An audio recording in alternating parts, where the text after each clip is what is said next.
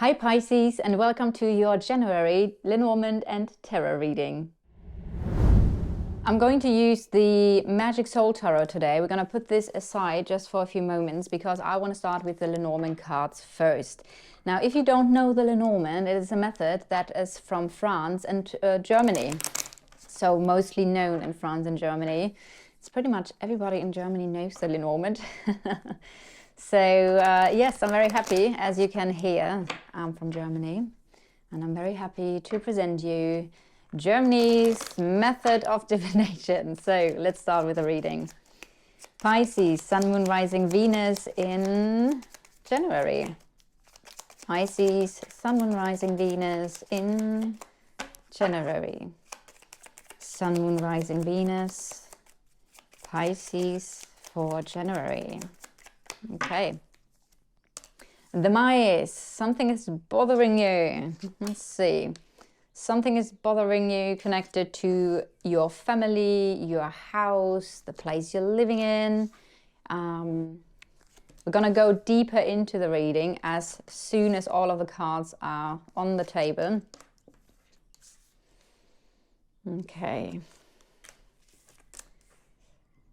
1, 2, 3, 4, 5, 6, 7, 8. All right, so something bothering you connected to security, stability, your house, where you live, your family. There's some sort of conflict. I can see that. Maybe because something is stagnating, or maybe something needs to end. Let's see what all of this is about. Now, this is a reading method where you can see I'm laying out all of the cards. So I'm going to have a look into your love life, your relationship, your business, finances. I'm going to see what's around you. Okay.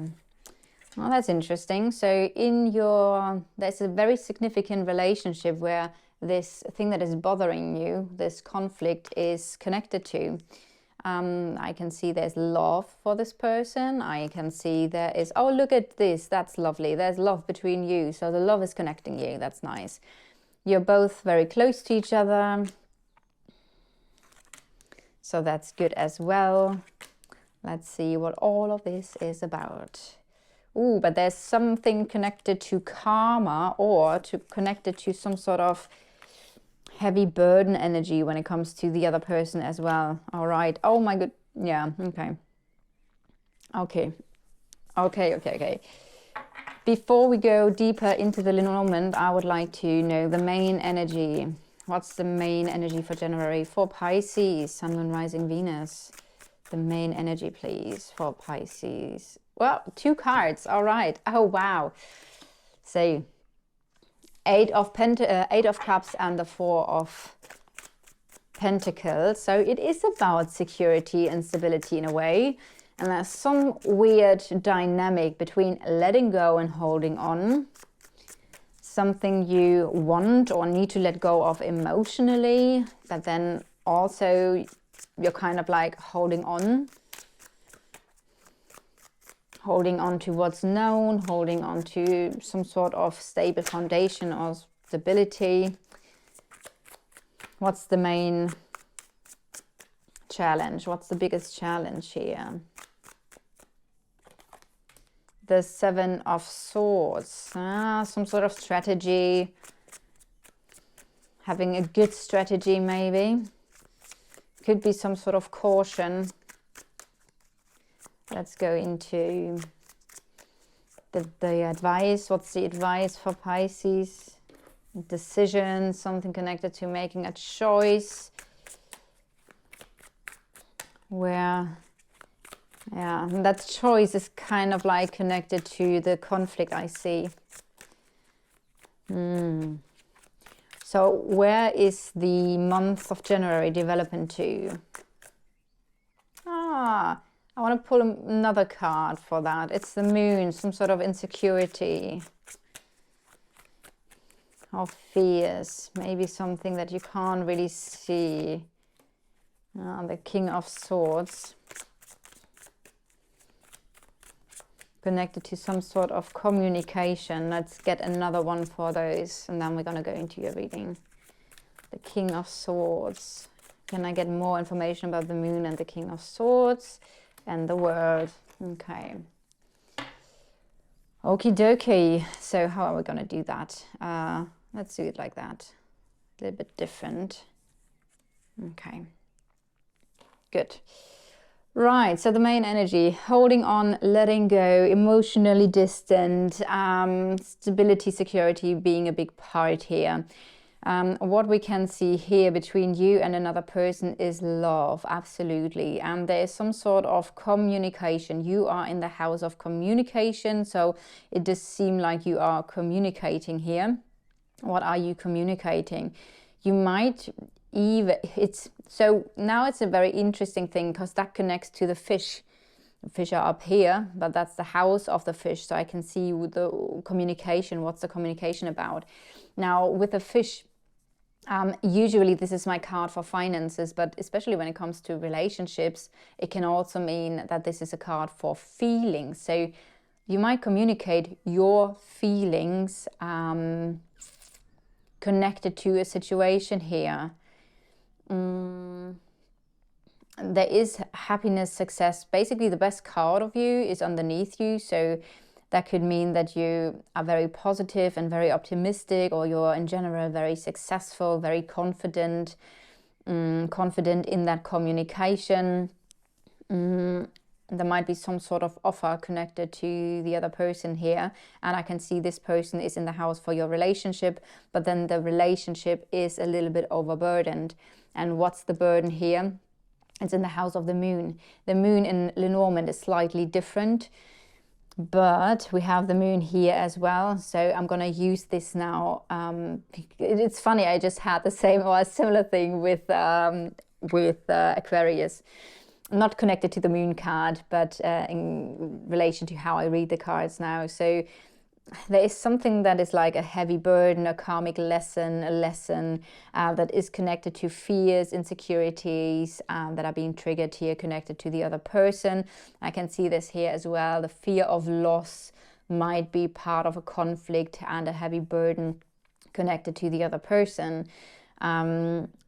On the other hand, the issue here could be an emotional issue. And there might be some sort of influence that the Moon has here.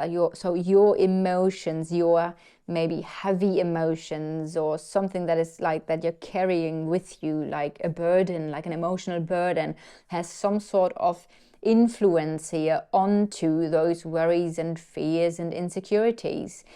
And I feel like when it comes to love, you're very cautious here. Again, we have the clouds in the house of the fox in house of the heart, which is the thing that is connecting you. So that's a nice thing. The two of you are facing each other, which is always good. You are the same height, which is always good, but then there is some sort of caution, especially with having the Seven of Swords here. Now, the Seven of Swords is a card I often compare to the fox, because one aspect with the fox is being clever. Excuse me. Being clever, having a strategy. Entschuldigung. Excuse me. So with the Seven of Swords, which is a challenging energy, it could simply mean that it's a challenge to see the best way forward, to have a good strategy, to you might ask yourself, am I on the right path? Am I having the right strategy? Am I communicating in the most effective way here? And that might be some sort of challenge. The other aspect with the Seven of Swords could mean your thoughts. So sometimes with the Seven of Swords, I say, well, because the sevens in tarot are an energy where you are reconsidering, re-evaluating, and here you might re-evaluate your thoughts. That means with this card and with this card coming up, it might be the energy in January for you that you reconsider your thoughts, your thought patterns, your basically asking yourself, is what I think really true? about the situation, especially with the moon coming up here, talking about things you might not see clearly. The moon is a very tricky energy. It's like your mind playing tricks on you. That's where all of that is like moving to. And so that could be one aspect here. Is what you see, is what you feel, is that really true? Now, the other part that we need to talk about here in this whole thing is that obviously the Seven of Swords could talk about lies. Somebody might not be very not truthful. Not saying, doesn't mean that it is lies in that sense, but maybe somebody is not completely honest, not completely truthful. There is the energy of deceit in the air. It doesn't need to be that. It could simply mean that this card is in this position because of all the things we just talked about, with like reconsidering, am I on the right track? Is this the right strategy? Am I thinking the right things? Is what I think really true? That could be as simply as that. But for some of you, there is this energy where that could just play a role here. And yeah, so that's what we got here. Now let's have a closer look to the love. We see that's somebody who's probably in your life for a longer time. There is some sort of new opportunity. There might be a short separation here. We have the energy of separation or the energy of withdrawing or being isolated, but I just see it as a small thing. Small withdrawal, small separation. Also, this is a long-term energy as well. So this love seems to be in your life for a long time. There's the potential of growth, maybe even new growth. I get the energy that something is gonna, I get the energy of spring that is going to play a part, or maybe it plays a part here already. And we see the best card of the whole deck. We see the sun here. Now, every card that connects to the sun, when there are negative cards around, the sun is just bursting all of the negativity away. So we do see like a lot of like positive energy, success, happiness, optimism is falling onto the heart. So that's a very strong love. It's a very positive love in general. It's a successful love. So we have all of these things. And then we do see the public plays a role. And this is, oh, look at this. This is interesting because we have the heart, we have the house and this park, and we have the book. Now, there is something connected to home and public. Home and being withdrawn and being alone at home. And then maybe not alone at home, but being at home. And then there is the energy of public and going out. And then there is the energy of the book. And the book means that the book could be a closed book or an open book, depending on how you want to see it. In this case, it's obviously a closed book. But it does seem like there's some sort of knowledge, something you're going to learn connected to love, which is why I found this so interesting. There might be something connected to going out, holding on, letting go, stability. Not that this is the moving on card, but it's the being outward card. So we have two different energies connected to your love life in January, where the dynamic of being at home and being outside and learning something about love plays some sort of role here. Well, there is a lucky opportunity connected to your love life as well. I feel like this is going to lead to more stability and security in general, so that's good.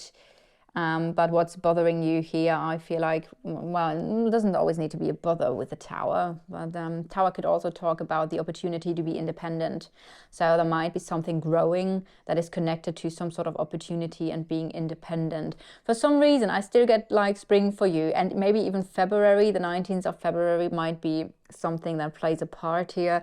Maybe something starts to really spring around February, March, and then we see some sort of independence around summertime, which is obviously further ahead in the future, but this is something I'm getting here as well.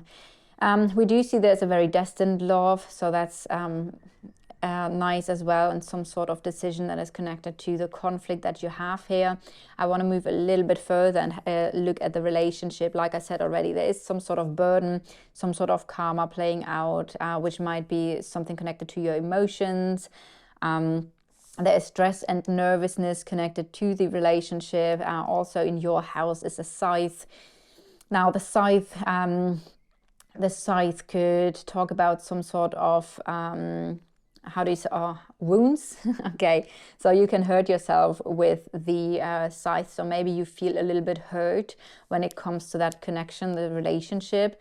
But I also can see that there is some sort of, again, some sort of knowledge that is coming in, very, very certainly, also not just connected to that heart and to the love, but also connected to the relationship. So something connected to the relationship, some sort of knowledge coming in, feeling stressed, maybe stress playing a part with those feeling hurt, feeling stressed. There also is a surprising change. Something is changing that is also part of a challenge here. So the stork always indicating change, but it is in the house of the challenge. So there might be some sort of challenging change that might come in like a surprise. And then again, we do have connected to that your emotions play like some sort of influence when it is, this whole thing is connected to the fear of loss, or something that is just bothering you and being part of the conflict, which brings us back to here again.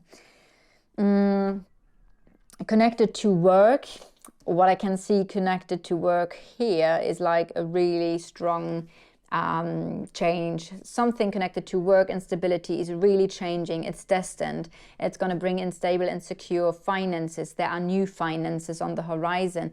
This is so interesting. If you have aspects in Aquarius, or you're dealing with an Aquarius, just look at that reading, because we have the same card here. There is a destined change, a destined new beginning. And here I can see that the destiny lies also in the energy of the park. So announcing something, you might announce something connected, or you or the other person might announce something connected to family, home, announcing some knowledge. That could be something, right? Maybe some of you are publishing a book which is really dear to your heart. That could be something as well. So what we can see here is a very interesting energy. There is connected to your work, there is stress and nervousness, but there is new finances, successful work, and also a destined successful change. So in general, I would say the energies around business and finances are really good. There is an important decision connected to business, to finances here. There might be somebody being self-employed. I see this, or independent. Somebody might decide to work now alone. Somebody decides to withdraw from work, or somebody decides to become now independent. I see this as very destined, a very destined change, very successful change, which will also have in general new money, finances coming in. However, what we do see, there are some challenges connected also to the finances here.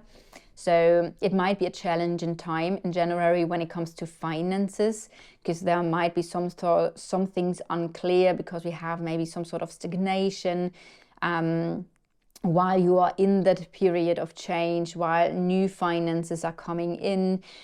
It is important with the two of wands to make a choice, and I feel like this choice is also mainly connected, could be connected to love, yes, to love, to something that you like to do, but I feel like it's a little bit closer to making a choice connected to stability, because we do have this aspect here as well, right?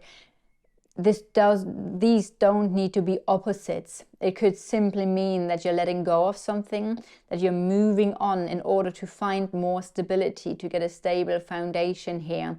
And so that could be something as well. And then we do have the Two of Wands, which talks about the energy of, as the advice, you need to decide now in what direction you want to go and take the necessary steps to take an idea further. Whatever you're thinking about doing, it's now the time to plan and to prepare your next steps and to make that choice. There might be a contract connected to finances, some sort of contract where either you're gaining finances or maybe something that you sign that could be a financial thing where you need to pay something. Or simply there's communication connected to finances here. And I also feel like, so there's a very interesting thing because the cautiousness, the strategy here now falls onto the fish. So the challenge here might be going back to that energy that I see now, to have a good strategy for your finances, because there's something unclear and something is kind of like stagnating here. Okay, so where is it leading to? The main energy was, let's put it like this, because with the moon, which was the main energy, we have insecurities and fears popping up, something that you cannot see clearly. And what is this connected to? It is connected to some sort, I mean, yeah, that's very funny because the king of swords stands for clarity, a clear mind. So it might simply mean that it's going to be difficult at the end of the month to have a clear mind and to make a clear choice about the ending of a cycle, of ending something, or for some sort of completion. This might also refer to somebody you know. The king of swords could be somebody in a leading position, somebody who's helping you, maybe somebody who's very good with words or with strategies. That's funny, isn't it? The strategy thing coming up again. The King of Swords also is honest, so something connected to honesty, to strategy, to having the best strategy might be unclear. The best strategy to end something, to complete something, and therefore also to start something new. There might be some sort of fears and insecurities, or just something that you can't really see.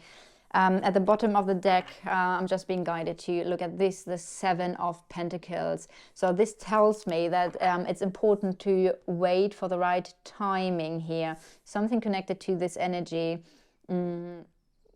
where you feel all of this, and where it's about the ending of a cycle, the end, which is interesting because the ring is obviously a cycle as well. So then that's in the energy of karma or a burden. So there might be something really of a karmic cycle ending, where it doesn't need to be like this for everybody. It could simply mean having a clear strategy to end something, or to complete something. The World card is a positive card, so that's a successful ending. That's really a successful completion. But for some reason I feel like you need to be patient and wait for the right time for your new beginning. Holy wow. And another Ace of Pentacles and the Ace of Cups. Oh my goodness. Okay, so yeah, wait for the right timing, be patient for your new beginning to really start. And a karmic cycle is about to end. Something is about to end here, even though at the end of the January month you can't really see it yet, but it will happen and it's coming, so be patient. Right, oh my goodness, Pisces, I hope you resonate with that reading. If so, please leave a like, a comment, or subscribe to the channel, and I'm looking forward to your next reading.